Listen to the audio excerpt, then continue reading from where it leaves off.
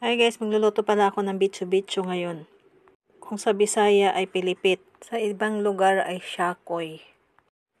Yan pala yung gagamitin ko sa gatas kay 1 cup, isang large na itlog, sa butter kay 2 teaspoon. Yan pala, ilalagay na natin yung butter dyan sa gatas, saka itlog. Bali, yan pala ipagsasama natin muna. Pagkatapos pala yan, bali babatihin lang natin siya hanggang sa madurog lang yung itlog, and then itatabi muna natin yon. Tapos diyan pala sa harina, 3 cups yan. Sa sugar naman, 3 teaspoon. Sa asin naman ay kalahating teaspoon. Sa yes naman ay isang kalahating teaspoon. Ipagsama lang muna sila. Haluin ko lang muna siya.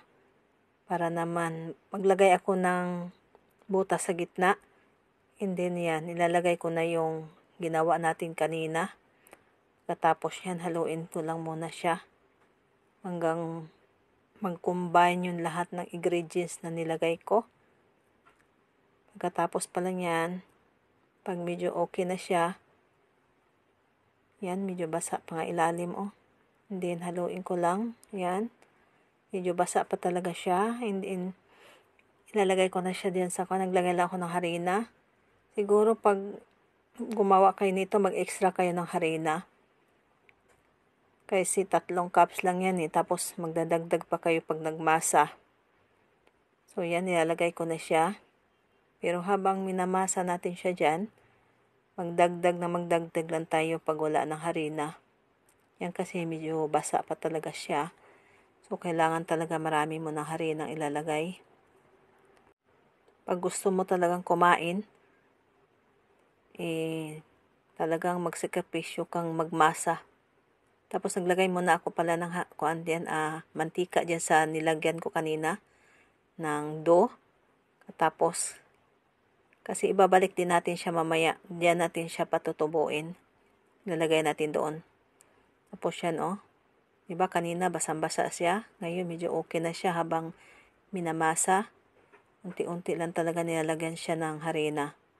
Pero pag hindi na siya dumidikit dyan, pag tingin mo na medyo smooth na talaga yung kanyang dough, dyan pa natin kukuanin yan. Pero pag ganito talaga, pag tinapay, minamasa talaga ng gusto. Yan, oh. So yan, medyo pag dumidikit pa talaga siya, maglalagay ka talaga ng harina. Yan, tinitingnan ko kung medyo okay na ba siya. Smooth na yung kanyang kuan eh. Pero yan, oh, dumidikit pa siya sa kuan, kaya kailangan pang kuan pa talaga siya, mamasahin pa. Tapos pag ganyan, yan, maglagay lang kayo ng konti yan. Tapos yan. Pag medyo okay na, yan, pag nabilog mo na siya na parang mapakinis mo na siya, kailangan kinisin eh. Pag medyo okay na siya, nalagyan na natin ng mantika para hindi naman dry yung kanyang labas. Pagkatapos pala yan, ibabalik natin siya doon sa nilagyan natin ng yung dough kanina. Yan. Tapos, tatakpan natin ng plastic. Siguraduhin na natin na walang hangin na makapasok. Pagkatapos yan, lagyan ko pala muna siya ng tela. Kasi ipatutubuin natin yan mga 2 hours o 3 hours.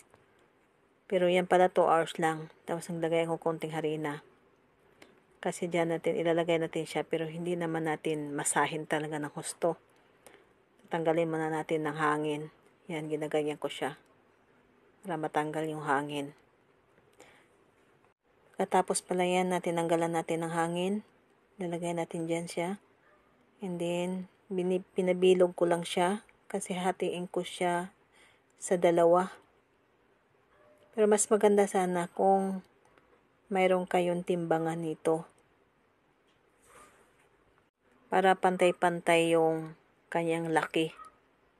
Pero sa 3 cups, nakagawa rin ako ng 14 peraso yan. Pero malalaki lang nga. Mas mainam pa rin yung matitimbang sana. Pero wala kasi akong timbangan dito. I-continue ko muna siya ang paghiwa niyan. Kasi pagkatapos pala niyan, bali bibilogin ko siya dahil para malaman ko kung halos ba magkapare-parehos la lahat. Pagkatapos yan, pinapahaba ko lang pala siya. Ganyan lang ginawa ko. Pagkatapos pala niyan, bali iikot ko lang siya. Hinahawakan ko yung dulo, kabila. Para pag kuha natin siya, parang pinasalapid lang. Yan. Tapos i-continue ko lang muna ang paggawa nito. Pagkatapos pala yan na ginaganyan ko siya, bali magkuhan pala tayo ng oras pa nito. Mga kalahating oras.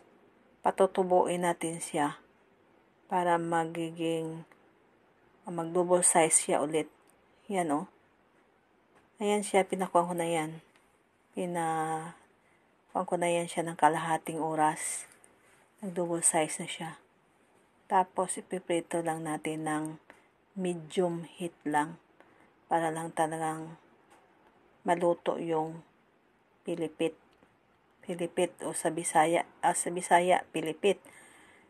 Sa Tagalog ay shakoy. And then sa ibang lugar daw ay bitso-bitso. I-continue ko lang muna ang pagprito nito. Katapos pala ito, mag-extra pa tayo ng asukal. Kasi ilalagay natin mamaya pag naluto na. Ayan. Tingnan mo, ang lalaki, no? So, pagkatapos pala niyan, diyan ko pala siya nilagyan ng asukal. Diyan ko siya inaalog. Kasi mas maganda diyan dahil malalagay talaga lahat, malagyan siya lahat ng asukal ba. Yan, inaalog ko lang siya.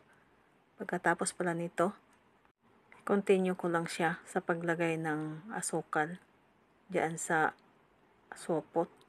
Pagkatapos pala ito, yan, luto na ating bitso-bitso.